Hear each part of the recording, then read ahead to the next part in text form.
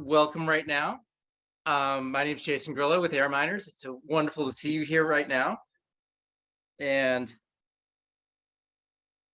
I am pleased to see so many people here today. I am working on carbon removal with Air Miners. Our goal to remove 1 billion tons. We've got a fantastic panel today with Anu Khan from Carbon 180 about carbon removal, MRV, and environmental justice. We're gonna have our usual panel discussion for the first 35-40 minutes, followed by Q&A with, at the top of the hour, we'll stop the recording and have, after that, a 30-minute networking session. Feel free to come to that. If not, then that's all right too. Regardless, it's wonderful to see you here today. Environmental justice is something that we hold near and dear to us in carbon removal at Air Miners, and it is our great pleasure to have such an esteemed panel assembled. So with that, I'm going to leave it up to Anu, and we'll go from there. Anu. Hi, everyone. My name is Anu. I'm the Deputy Director of Science and Innovation at Carbon 180. For those of you who may not be familiar with Carbon 180, we're a US federal policy NGO focused exclusively on bringing carbon removal to gigaton scale, but doing so in a way that is equitable and just, and really the best that we can make it. So that we are thinking not just about the climate aspect, but the climate justice aspect and the environmental justice aspect. I'm super excited to have our panel today. I'm going to start off with just some round robin introductions. Maybe we can popcorn pick people as we go. I'm going to toss it to Elizabeth. So if you could share your name, organization, your role within your organization, and maybe super briefly how your role intersects with MRV. Thanks, Anu. Great to be here. Great to see all of you in the crowd. Excited to be here today. I'm Elizabeth Troein. I am head of science at a startup called Isometric, and we are building the infrastructure to support the carbon removal industry through verifications. We are a verification company, and I am a biogeochemist by training, so I do not have a background. I've dedicated my life to studying the science related to carbon removal, but I'm extremely excited to learn from folks in the room who have dedicated their lives to environmental justice, and I think there's a lot we can do to collaborate as we build MRV as it relates to carbon removal. So yeah, now I'll pass it to you, Will. Cool. Thanks, Elizabeth. My name is Will Burt. I'm the Chief Ocean Scientist at Planetary Tech. Planetary Technologies is a company that's deploying and researching ocean alkalinity enhancement. I'm an academic, or was an academic up until last year. So I intersect MRV as pretty strongly.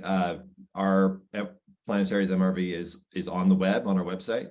I'm the lead author of that. So yeah, I think about MRV a lot, and more recently, been in communities talking about our projects, and thus a lot of justice issues are front and center right now. So really excited to be here, and yeah, excited to get insights from all of you. I'm Alison Marklein. I'm a senior scientist at Eion, which is an enhanced rock weathering startup. And I co-developed and helped implement our MRV for rock weathering. I've also spent quite a bit of time thinking about environmental justice with other nonprofits that I've worked with in the past. And I'm really excited to be here. It seems like we've got a lot of people who are really interested in this topic. Awesome. Thanks, everyone. Before I dive into the questions for the panelists, I wanted to give a little bit of background on why we're having this session called MRV and Environmental Justice. Like, where does that even come from? And I think the separate pieces we're pretty familiar with. There are these really important conversations happening in the carbon removal sector about MRV, why it's important, how you build trust and credibility in the sector as a whole by having good MRV. And then there's a separate conversation that's happening around just carbon removal. What does it mean to do this in a way that is equitable and just? How do we think about the relationship of carbon removal projects with communities? How do we think about benefits sharing? All of these aspects related to environmental justice and climate justice more broadly. But I have found in my work that these are often just separate conversations. And I think one idea that we're exploring at Carbon 180 and hopefully more broadly in the sector is the idea that these are actually quite connected. And the way they're connected is that MRV is fundamentally about accountability. It gives us the receipts that tells us like what happened in this project. Did we create the climate benefit that we claimed to create? Did we do anything else? Did we have any other impact on the environment? And so you need that accountability in order to work towards justice. It's not the only thing you need to achieve justice, but it's certainly a link in the chain. And so at Carbon 180, we've been building out this idea that you can intentionally design MRV or think about MRV related policy in a way to achieve more just outcomes in the CDR sector. And so we call this our high accountability MRV work. And we've come up with sort of 4 principles that we think relate to high accountability MRV. And I wanted to just share these quickly up front, and then we'll talk about them more with the panelists. So principle number 1 is direct measurement coupled to modeling to reduce uncertainty and ensure real impact. So we want to get as close to certainty and understanding of the impact that we're having as possible. The second one is traceability over time. So impacts aren't just sort of in the moment when you do the deployment, they happen over time. In the MRV side, we often think about this in terms of storage and do we know we have continued storage or is there risk of reversal? And I think on the environmental justice side, we think about this a lot in terms of public health impacts. So like not just what happened at the time the project was operational, but what happened over time. So second one is traceability over time. Third one is data transparency and accessibility. So I just said that MRV kind of gives us the receipts, but do we have access to it? Can we see it? Can we actually see what was done? And do we have that evidence? And then the fourth piece is around incentive structures. So are we designing the system in a way that makes it easy to maximize public benefit and minimize the risk of activities that we don't think are beneficial or fraud, to be sort of outright about it? And so we think these 4 pieces together can bring you to a place where you're having a really highly accountable CDR sector that people can trust. But we're really in the early days of figuring out what implementation of this looks like. And I have been talking for way too long, so I want to toss it back to our panelists. And as kind of just a starting point for this conversation, I wanted to ask, you all clearly are scientists who work on MRV, but what does justice mean for you? Like in the context of carbon removal, in the context of your work, sort of table stakes, what does justice mean for you? And maybe I'll start with Alison, because you mentioned you've been thinking about environmental justice for quite some time. Awesome, thanks so much. That background is super helpful. So thinking about what justice means to me for MRV and CDR, I really take it back to the fact that climate change impacts disadvantaged communities more so than other communities. And so it's really critical for any project that is doing climate change mitigation or CDR to take an environmental justice framework. For justice, for me, I think of it as a few different pieces. One is making sure that everyone in the community has an equal say or equal power in what happens in their community, that the impacts are distributed equitably among community members, and that we really think about acknowledging and repairing past harms. And at Eion, we try to look at all 3 of these aspects.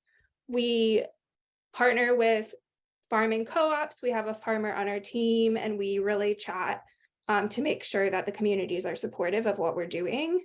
We also analyze ecosystem impacts, and we are really big on supporting farmers. They're some of the least well-paid professions, despite being so important. And we're passing on a lot of the carbon benefits that we make from selling the carbon to the farmers. Thanks, Alison. You mentioned ecosystem impacts, and I know, Will, you've been thinking about that as well. Maybe I'll toss to you to get your perspective on sort of justice within this field. Sure. Yeah, I'm happy to. I'm sure we will talk about ecosystem impacts, later on as well. I sort of, well, actually, but let me preface by saying that some of my insights here have come from conversations with communities in the UK and also in my hometown here in Halifax in Eastern Canada. So if any of those folks are in the room, please, I thank you for helping me gather these insights. They're not solely mine. I often think about justice in sort of 2 different ways. The first way is very similar to Alison in terms of the actual projects that we do in the places that we work, and really making sure that we're seeing it through a lens of working with communities and not just in communities. And that's really ringing true in the UK, where there hundreds of people who have stake in this area, and they want to be involved to certain degrees. And finding all those people and making sure that we're communicating with them is a huge challenge, but it's a very important one. It's about co-development in these places. It's really about transparency. I think we're probably going to talk about that later. And this isn't necessarily easy, but it's about trying to be as genuine and honest as you can, including being honest about the risks. I mean, there are risks, and we have to be super clear about those. The challenge, of course, is not going down roads of creating misconceptions and things like that, which is also challenging. The second thing I think about is how we as leaders in this like new and a massive space, the decisions we make now are going to have major ripple effects down the road. So there are a lot of people entering this space of CDR, and the precedents that we set, the people that we choose to work with, and the decisions we make are super, super important. And so, yeah, some people have voiced that to me. You have to make sure we feel that there's trust being built with you. But what about, if we want to fix climate change, it's going to take a lot more than you to do it. And so what about those other companies coming up behind you? So I'll stop there, but those are the things I think about. Yeah, I really appreciate that. And we'll definitely come back to different aspects of that. Elizabeth, maybe you could jump in. You, I think, have a broader view of the field, working in a verification role. Yes, for sure. And so on the question of sort of like, what is environmental justice in the context of carbon removal, that I will say I would love to defer to, the experts there. And then since a lot of the carbon removal industry is still is actively being built, I think now is a fantastic time to partner with the experts there who can provide insight. So I will say that, like, centering the voices of the folks who have spent their lives thinking about environmental justice is something that's really that I think would be extremely important, and would be very excited to learn more about and partner with those folks. So I will caveat with that a little bit, that I'm don't have sort of deep expertise in this area. However, I think a few things that on sort of like the tech development verification side that are really exciting and can help potentially promote environmental justice are thinking about not only the availability of sort of like data and information, but the accessibility of that data and information. So if the in the verification space right now, and sort of the current former like offset market, a lot of the methodologies, protocols, data are often difficult to access, difficult to understand, and we think there's a big opportunity to provide a lot more clarity to communities on what is actually happening sort of like on the ground when it comes to carbon removal. And since carbon removal is something you can't really see, it's really great to be able to provide some of that clarity through on the verification side. So that's something we're at Isometric extremely interested in helping to support, and we're in the early stages of doing that. So maybe I'll leave it there. Awesome. Thanks all. And I see we have some great questions coming into the chat, and we'll definitely circle back to those. So I think one thing that we think about a lot at Carbon Wiki, and you all touched on in each of your responses, is this idea of trust and building trust, being honest about the risks, but also honest about the opportunities, and building trust in a way that supports the long-term trajectory and need for carbon removal in this space. And so maybe we can talk about the trust piece a little bit more. How do you, in your roles, think about building trust? What are the tools you use? How does that kind of play into how you think about MRV? And anyone can jump in on that, but really, like, how are you thinking about building trust in the product that you're creating and in the sector more broadly? Yeah, I can maybe start on this one if that's all right. Yeah, so one of the ways we're looking to help to build trust goes back to this transparency and accessibility of data and information.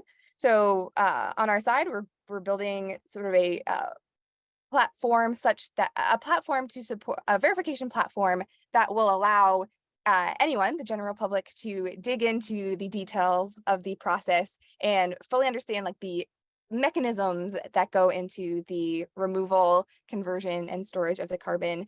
And the other thing we're looking to do is actually do a lot of the quantification related to uncertainty that can be translated into like a balancing of risk. So really leaning on data where some of that data doesn't currently on quantifying metrics and producing data that can help support some of these risk assessments is something we're really looking to do, and we think can help build trust in the space. Yeah, that makes a lot of sense. I want to pull on a thread that you raised here and maybe toss it to Will or Alison. Collecting the data, having transparent access to the data is one thread. How do you know if it's accessible? What the communities that you're talking to, what kind of information do they want to see? How do they access this information? What does it mean for this information to be accessible? Yeah, I think it's a really good question, and it's something I was going to raise in terms of a complicating factor here. So, this is meant to talk about MRV. So I'll say, the MRV is meant to of course, it's a mechanism for transparency, and it's supposed to highlight all the scientific foundation of what we are posing to do. And I'll say in that moment, we need more of that. So if there are any academics in the room, we really need to build up our academic foundation for this work. It's also new, but it also has to demonstrate that this is like a thoughtful activity with long-term benefits. It's not just something we're going to swoop in and do and run off. This is something that we're in for the long haul. But yes, the complication for MRV is that it's highly technical in a lot of cases. Like the document that you'll read if you go to our website is barely technical, and it's not written for the right audience if you're talking about the people who live in the place you're working. And so the data, there's a transparency, like accessibility issue with the data, but also just to the concept as well. And so what I've found is that really the only way that you can, well, so far that I found the only way to really have people understand the concept and probably understand the data is to just speak to them. And that's really challenging because, and it almost has to be almost a one-on-one or a small group setting, because if you're in a giant room, the message doesn't get, sort of communicated correctly. So I do think we have a lot of work to do to sort of marry this highly technical scientific field with education, but sort of co-development and making it accessible to people. And that's going to also come through with the data. That's going to be an even bigger challenge probably is, hey, this data looks great, but how do you actually convey that in a way that folks will make sense? And people like Elizabeth are going to be really important to have that independent third party that does that. And so it's not just Planetary saying, hey, by the way, this data looks fantastic. That's not really going to cut it. So. Yeah, with the data and trust issues, we're working on developing a pipeline so that we actually don't touch the data at all. We have it go from the organizations that collect the soil samples to the labs to a data structures pipeline, where we don't have the ability to commit fraud of any type.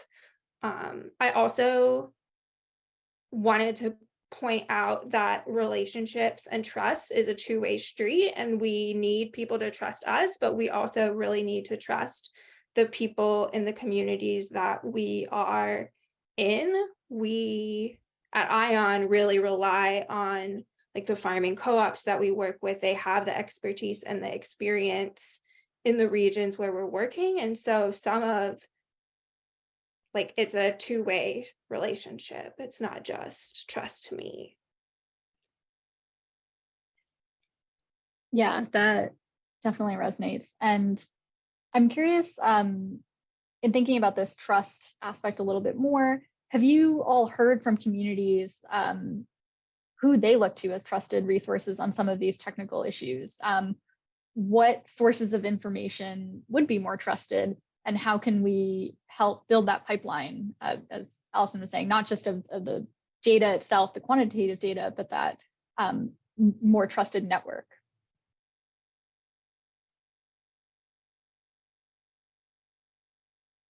I feel like a broken record, but the farmers that we work with really trust these co-ops, and that's part of why we're working with them, because they are such a trusted voice in different communities, and it's not like a broad, like big company that's coming down. It's really just like people who are part of the community have the trust of their fellow farmers.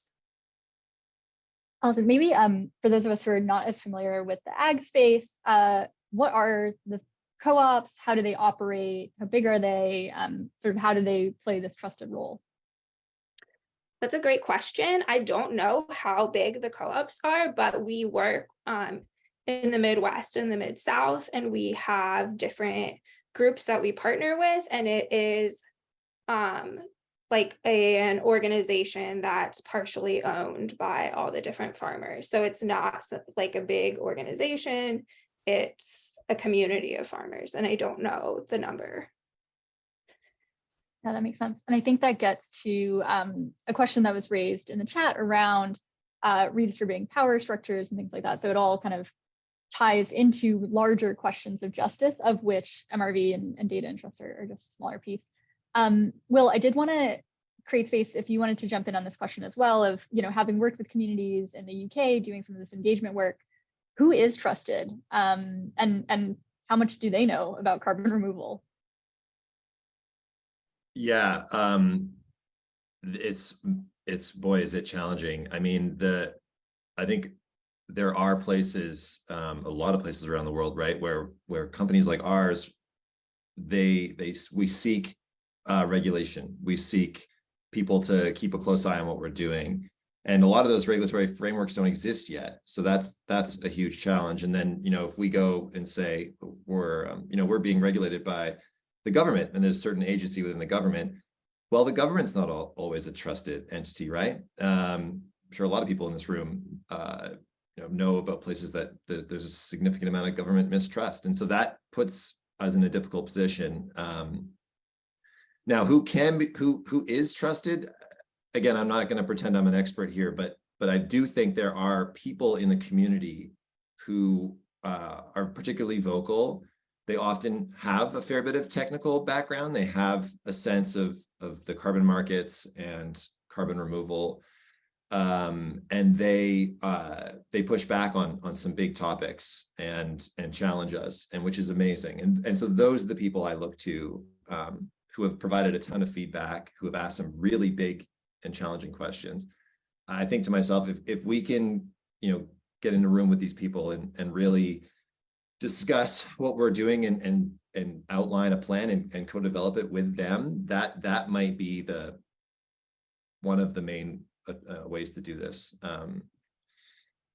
So that is one thing that we're thinking about, sort of local champions, who seem to be, I mean, a lot of the time these are fairly tight-knit communities, especially in the marine space, and because people have a great background that cover marine space and other aspects of it, that seems to be one approach. Yeah, it sounds like you have learned an enormous amount from doing this community engagement work in the UK and are still learning. I'm curious, in the early stages, how did you identify participants in this work? Like, who's part of the meetings? You said there are sort of maybe hundreds of folks who are interested. Yeah, who all is in there? Well, yeah, the fact of the matter is we probably underestimated how many people there would be, right? We, because word spread so quickly, now we're recognizing that it was a massive group. And I'm a scientist, so I was a bit caught off guard as to how to approach the right groups and But there are some specific ones that stand out. There's the local fishing body that we've sat down with. Of course, they have a huge stake in this. There's a lot of NGOs, different sorts of conservation groups. But I mean, it depends. I think it's going to vary a lot on the place.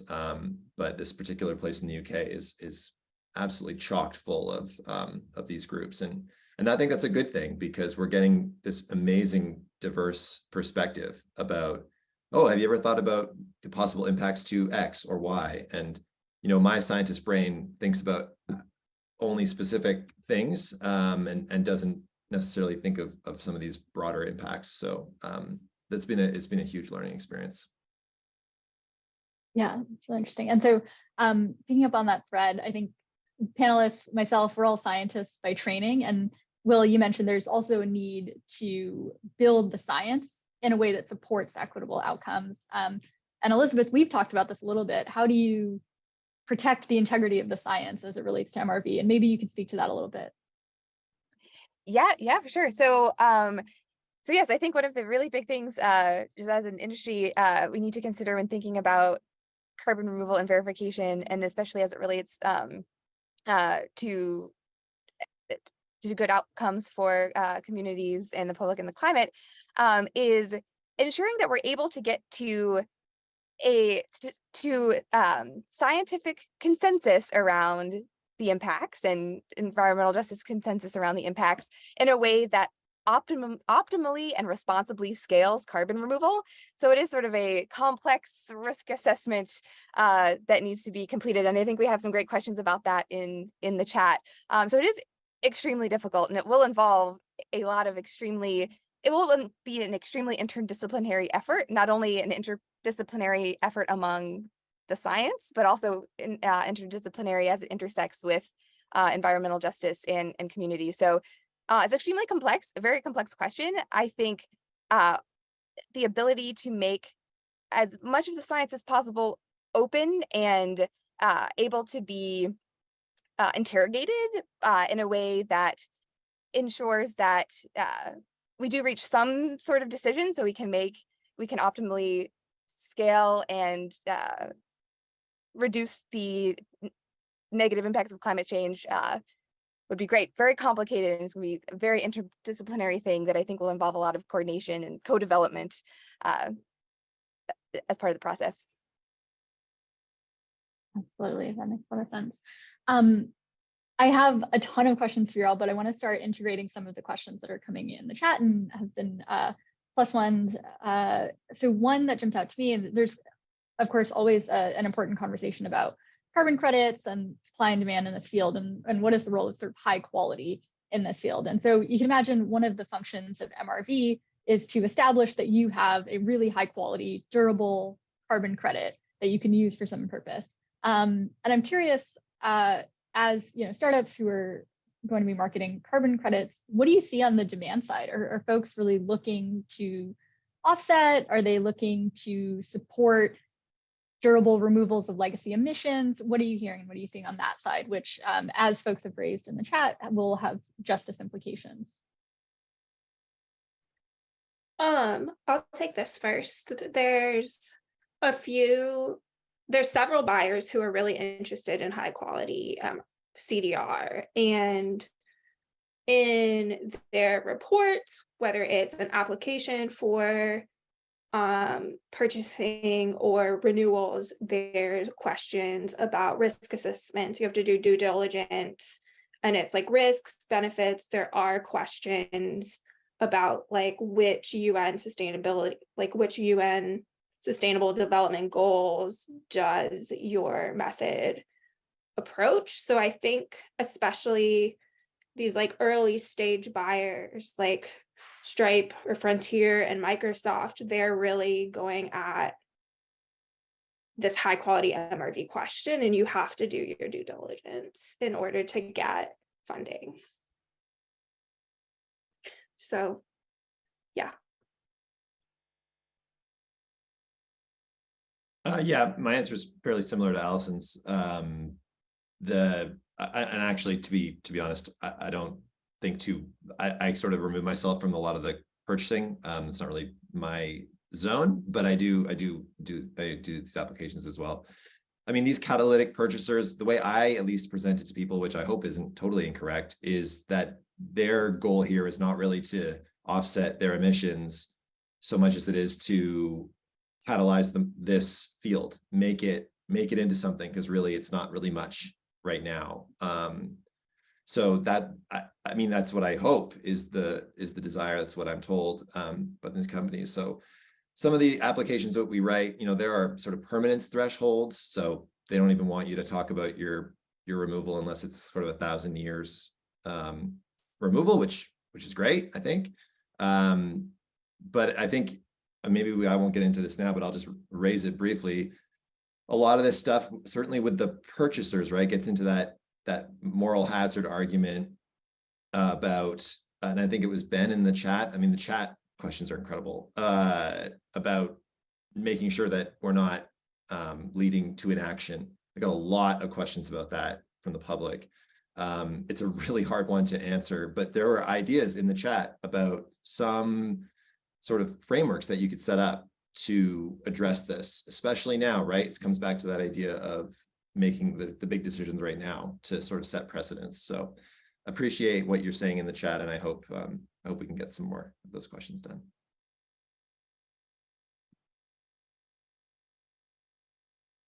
And Elizabeth, maybe I could get your take on this as well, because Isometric, you're very interested in doing high quality verification, make sure these are good credits. Can you tell us a little bit more about sort of the business model for Isometric in this, you know, durable carbon removal market? Yeah, sure. I can speak to that. So one of the ways we think it makes a lot that we are looking to build trust is in ensuring that the financial incentives are best aligned in the system. So one example would be in the Isometric business model. One of the big changes we are making versus how things are currently done is that the buyers are the ones that pay us for verification. And then we feel that better aligns some of the incentives versus the current model where verification is often paid for by the suppliers. It also helps reduce just the cost burden on often the startups that are would like to focus their capital on removing tons rather than doing the verification. So we are paid for by buyers, but there's a lot we need to consider in terms of financial incentives as they relate to verification, carbon removal, and environmental justice. And I think there are a lot of open questions we're really excited to discuss with the community more broadly, as there's a lot that can be better aligned versus the carbon markets of the past. Yeah, and maybe we can dig into that piece a little bit more. We're often, I think, talking about sort of this like nascent CDR market in comparison to, or maybe even opposition to, sort of a legacy offset market. And I'd be curious from your perspective, in these newer, more emerging areas, what mistakes are we trying to avoid that we've seen in the legacy markets that have led to, I think, in a lot of ways, fundamentally unjust outcomes, right? Like no climate benefit, displacing indigenous people from land, all sorts of things. What specific things are we trying to avoid as we set up new standards for these new markets?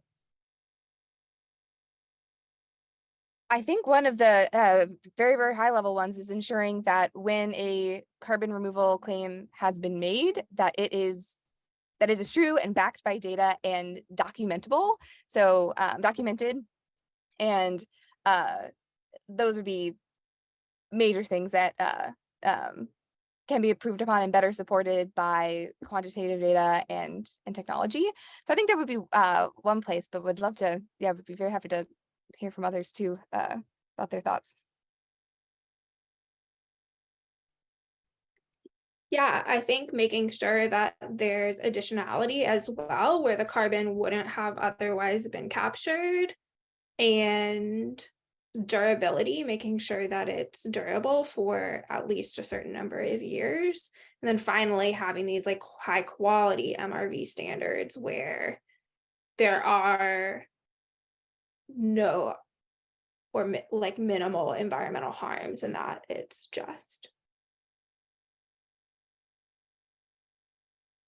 I'll just add, I mean, sort of end one to all those things. just one more thing to add, one of the challenges that we're going to have in the marine space, and I think everybody's in the marine space kind of knows this already, is that direct measurement is only going to get us so far. And exactly what Anu was saying at the beginning, there is going to be a model component to this. And that's going to be this gaping hole of trust that we're going to have to work super hard on building, because the ocean is a beautiful and massive and dilutive place. And ocean science, despite our efforts, is not where it needs to be for this challenge. So how we address that and make sure that we don't make the same mistakes that people have in the past, given that that challenge is not going to go anywhere. I mean, we're going to try, but it's certainly in the short term, it's not going anywhere. Is something we need to. I mean, we are thinking about it, but yeah, that's I appreciate you calling out modeling as a gaping hole of trust, because I think that's often people think about that, but it's call a spade a spade.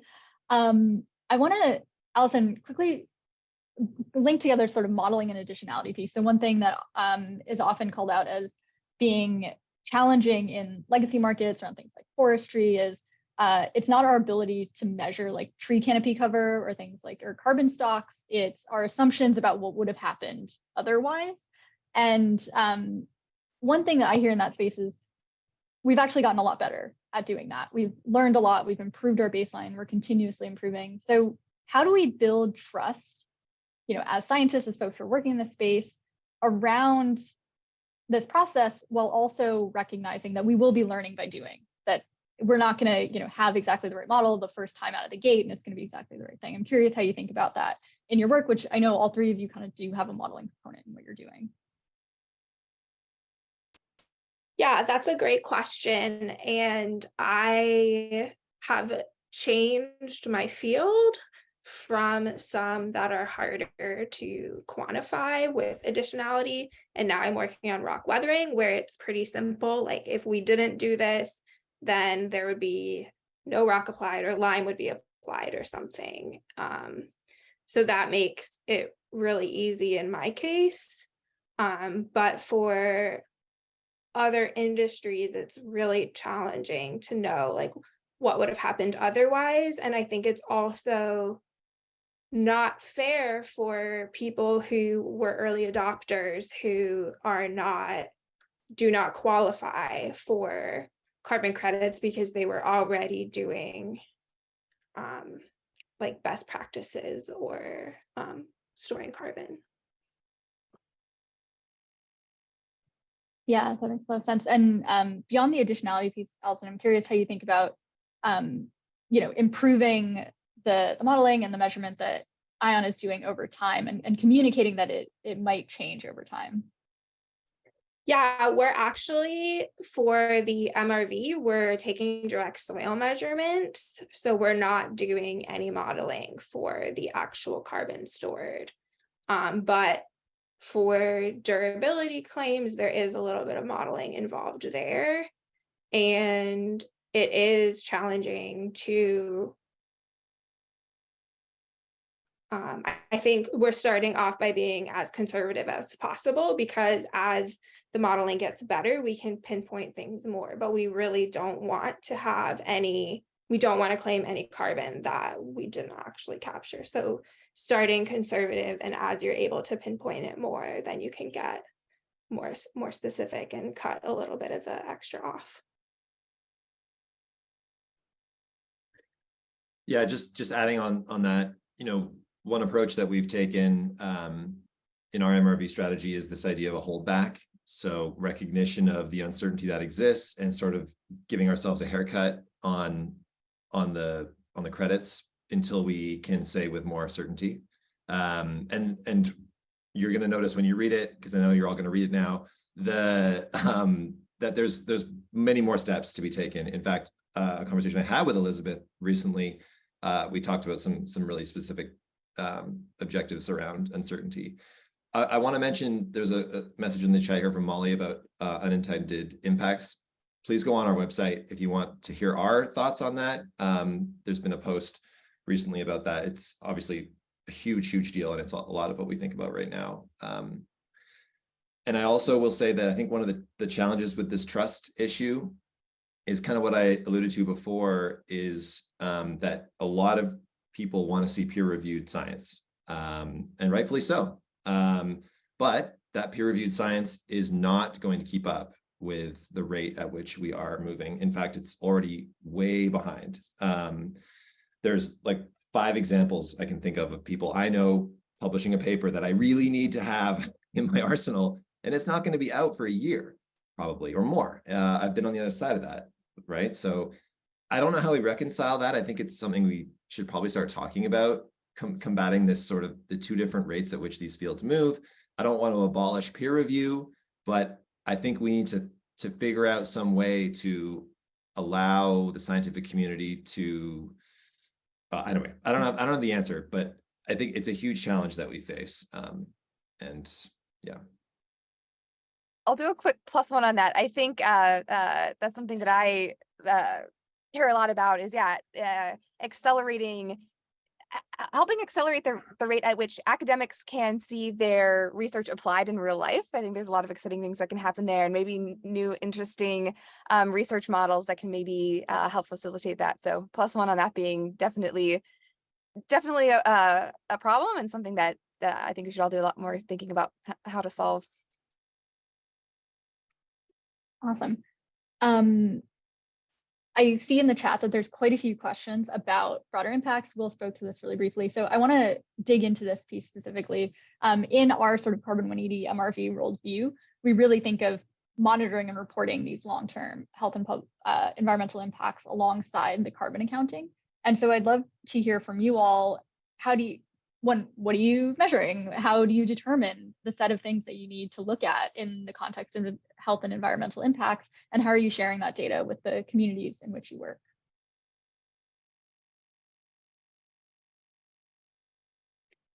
So for rock weathering, we have impacts on the soil. There's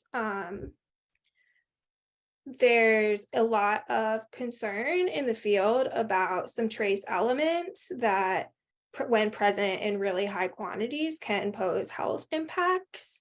And we've done a lot of research looking into safety standards and are really making sure that anything we apply has these elements in nowhere near like even the strictest safety standards.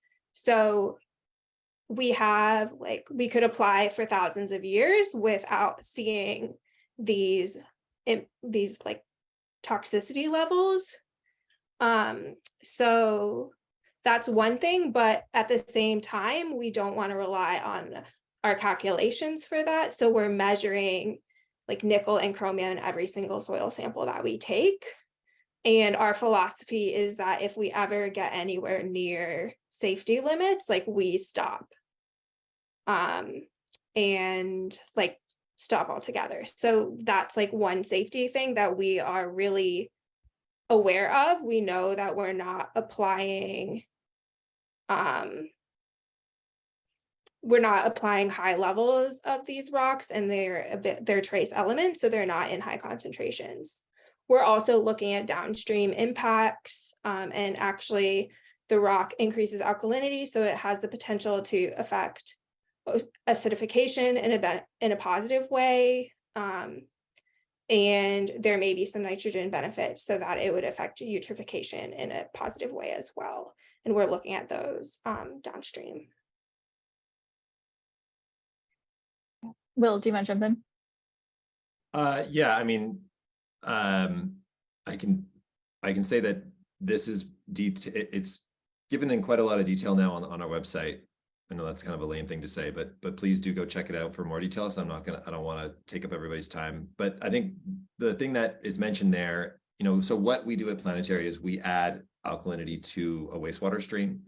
So there's something important that I try to preface to people that, there's a lot of sewage and wastewater, albeit treated, but I can know from experience, it's still not very pleasant to work with, entering the sea all the time. And so, alkalinity enhancement actually has some clear benefits to improving that water quality in terms of bringing its pH up to closer to the ocean where it discharges into.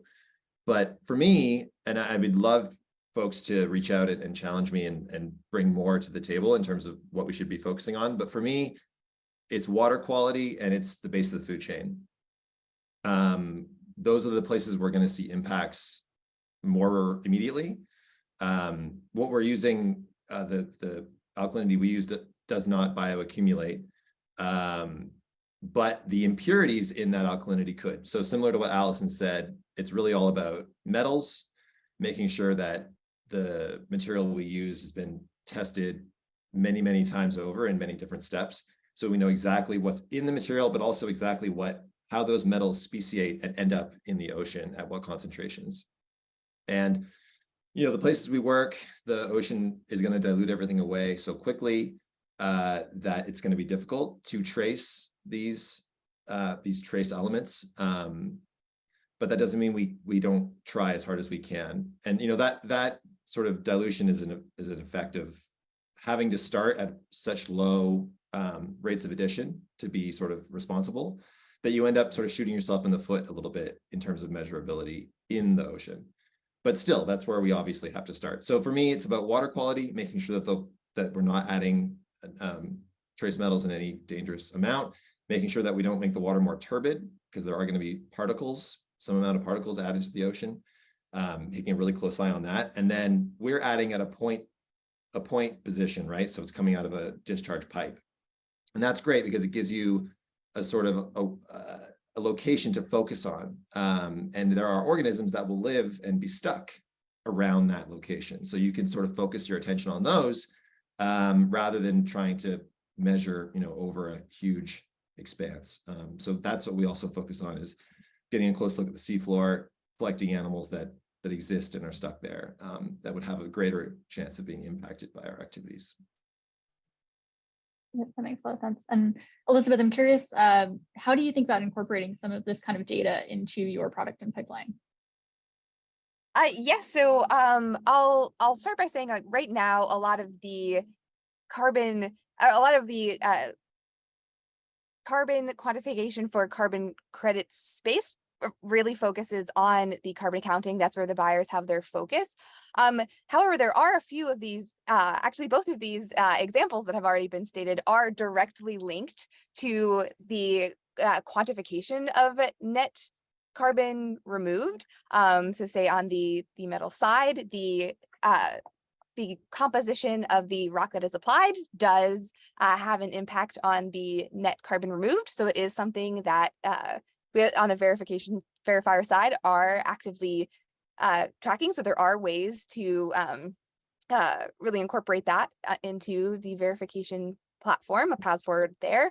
And same thing with sort of feedbacks in the ocean. Some of those feedbacks, sort of like ecological feedbacks, do have the potential to impact negativity and are something that should that we are, do have frameworks for including. So so there are a few of these initial or a few examples of broader ecological impacts that are a direct part of our pipelines, but I think other pathways, other impacts, while less directly linked to some of the work we're doing, are things that we would love to know more about, like what is important to communities, what can we ensure we are collecting and verifying data on and surfacing, and we would love to know more about, learn more about this from NGOs and other folks in the space. So long story short, there are a few of these impacts that are intrinsically linked to the net carbon removed, and that we are actively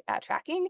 However, the world is our oyster on figuring out how we can use data to support environmental justice based on where the priorities are in the community. So absolutely. I realize I've been trying to incorporate the questions from the chat, but I'm sure folks have questions they want to ask live. So if you wouldn't mind raising your hand, and then we'll pick some folks to come off mute. And Jason, I think you mentioned Heather had a question if you want to get us started.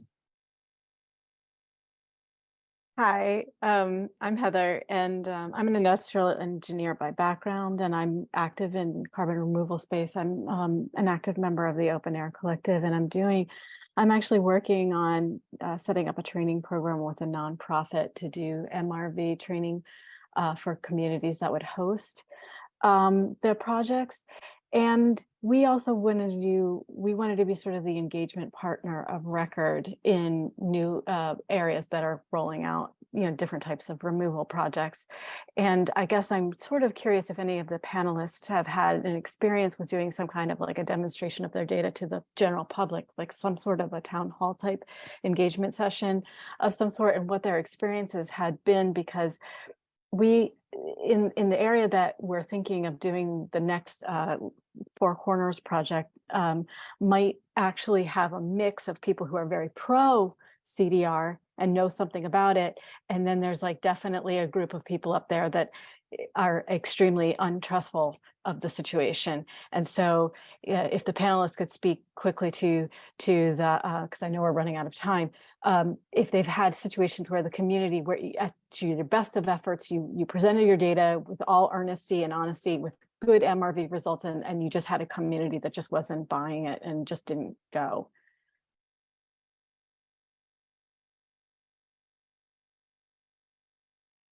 Yes, Heather, I have seen it. Bet you have.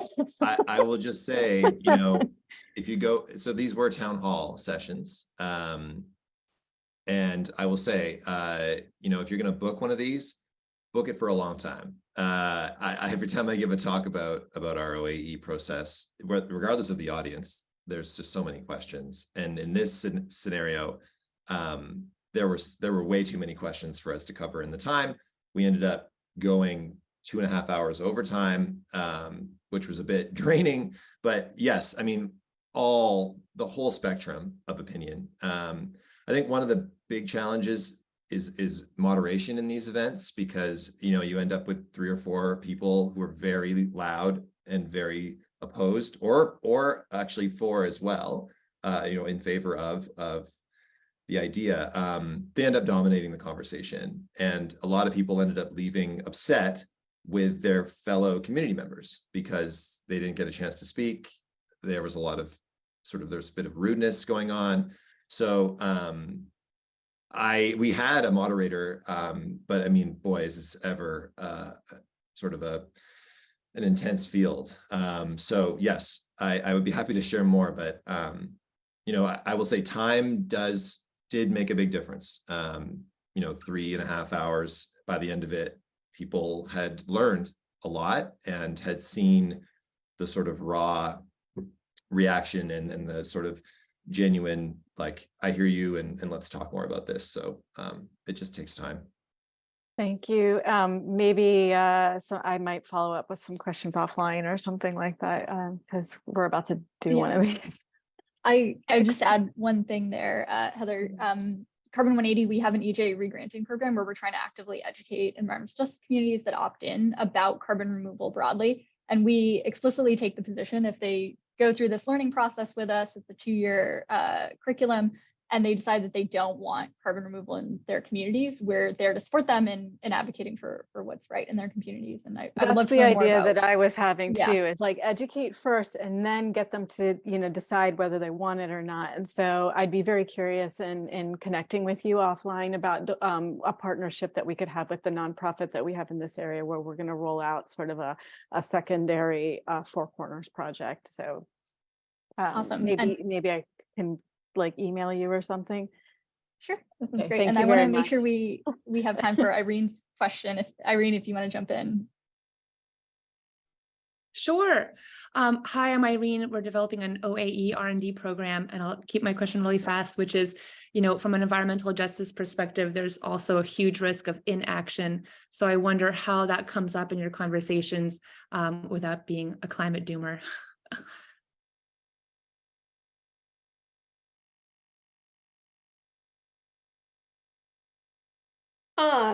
I think that it's important to keep in mind that we have solutions and we need them.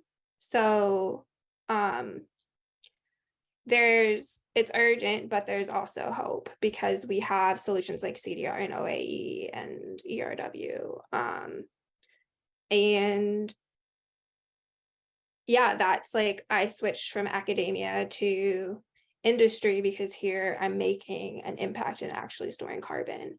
So that's like where I fall on the like not climate doom spectrum, but in academia I was like totally climate doom, like everything's worse than we thought it was going to be. But now working on solutions is where it's like actually really a positive story for me.